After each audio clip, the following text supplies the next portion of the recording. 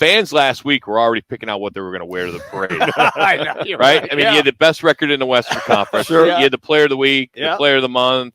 Everything's going great. You get to week 8, and now you're third in the Western Conference. You lost 4 straight. First time you've done that since March of 2020. You get destroyed on national television Wednesday by the Celtics. Then you lose 2 straight in New Orleans. You are banged up. We get it. But when you can't get to the line, you can't get to the free throw line, you're not going to win any games. And I think that's a big issue. And now you got Devin Booker out. Who knows how long he's going to be out? He has a history of hamstring issues, right? Yes. So there's no rush, obviously, to get him in. But it's one of those things where you saw, and Williams just alluded to, other teams are getting 70% in the paint. Yes. I mean, you can't win any games, especially teams that are obviously have more talent. And that's the problem is, too, with this talent, okay? You look at this team, you see guys come off the bench for New Orleans, and they're lighting it up. Yep. And this team has no one to kind of counter that. No one can counter it. So it's James Jones who gets this new promotion, right?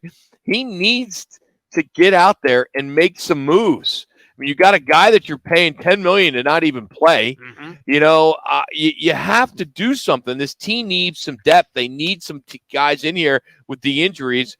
And it just seems as though we're seeing this over and over where the bench on these other teams are much stronger than the bench that this team has. All right, first off, let me address what you just talked about, not getting to the free throw line. The reason you're not getting to the free throw line is you are settling for outside jump shots, so you're not getting fouled. The way that you get to the line is what DeAndre Ayton does. He goes to the basket.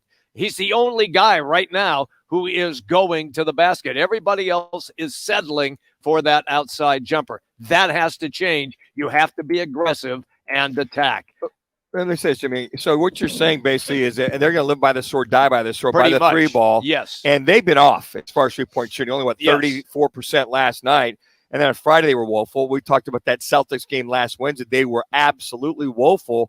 And the other thing, too, that I think you heard in that soundbite by Monty Williams was we have to address our defense. So the fact that you just said, guys getting in the paint, getting fouled, is it lazy defense? Is it lack of defense, lack of mental discipline? Because they didn't have these issues last year. And one of the guys that was the main guy that set that tone was a guy not playing. Correct. Brock talked about the $10 million guy on the sideline, Jay Crowder, not even dressed out. I mean, he was kind of that enforcer and factor to pick the guys up on defense last year that we saw, and we're not seeing that this year. They got to pull the trigger. And I'm wondering, because this team is up for sale, that's why they're not making moves. I'm with you 100% on that. I don't know what else would be the reason. That to me, that is the reason. I mean, there's got to be, because there are tons of players. Now, the trade deadline is December 15th. Correct. All right. And there's guys out there that they can grab on, they can get for nothing. John Wall, Colin Sexton. I mean, I can go down Javon McGee. I mean, there are a bunch of guys out there. Khalid Martin.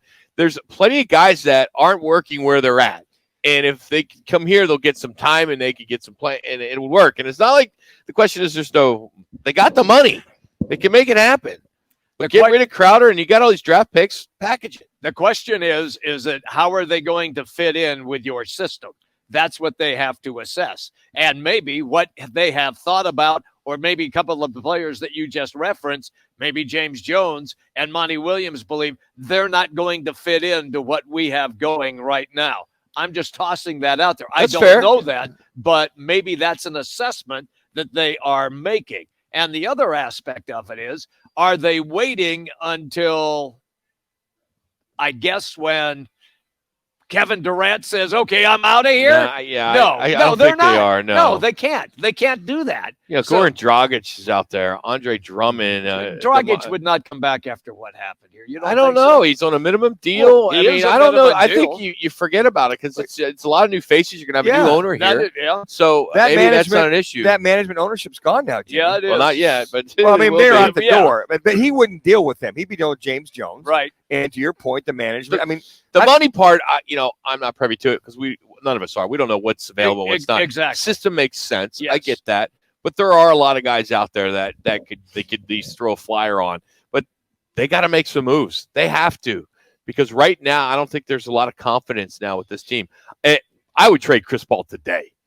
I'm not a Chris Paul fan. Just not. Were you a Chris Paul fan No, when he first never. got here? I have never been. Even when they I went to have the never finals been. with Chris Nope, Paul, nope. you were still out. How do you do in here. the finals? I'm with you on that. I'm So just saying. I am not a fan. Okay. If you could get something for him, Yeah. don't let the door hit you in the ass. If it's Okay. going to improve this team right now, they were playing pretty well until he came back. That's what I was saying earlier. I mean, not trying to throw a guy down, No, but I at the same time, I mean, you're trying to improve your team. If you're the general manager, Yes. and you need to make your team better, and you could get something for Chris Paul because he's still got some tread left.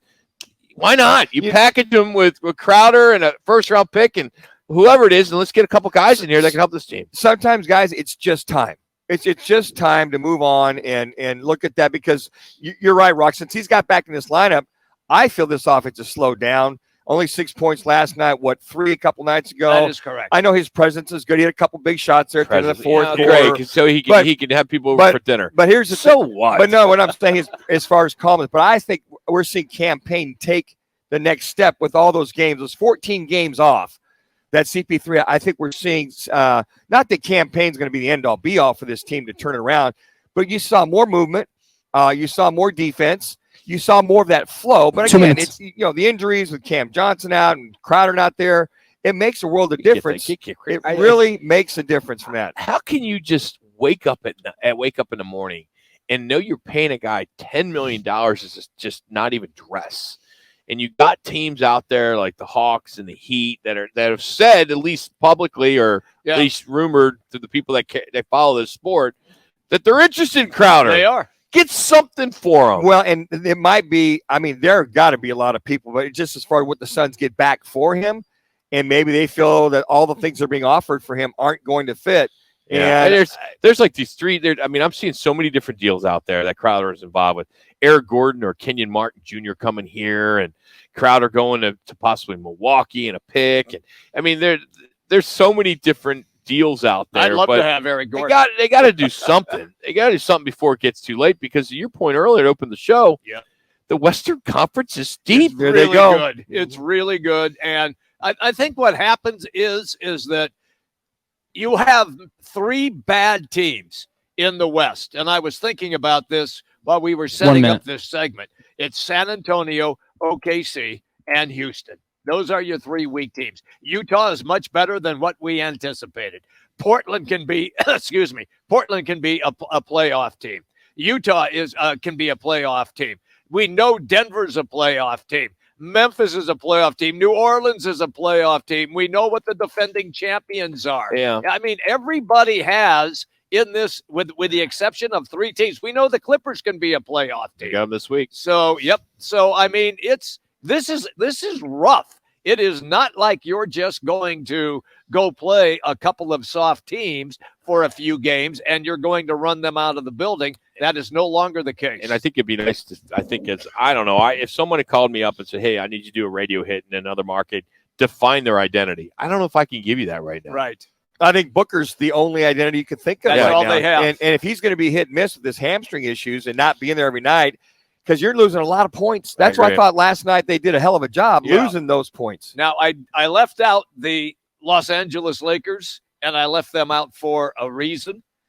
But you can see with LeBron, Anthony Davis, and Westbrook, now for some reason, they're starting to find their way a little bit, and they could be in the thick of things after we get past the first of the year.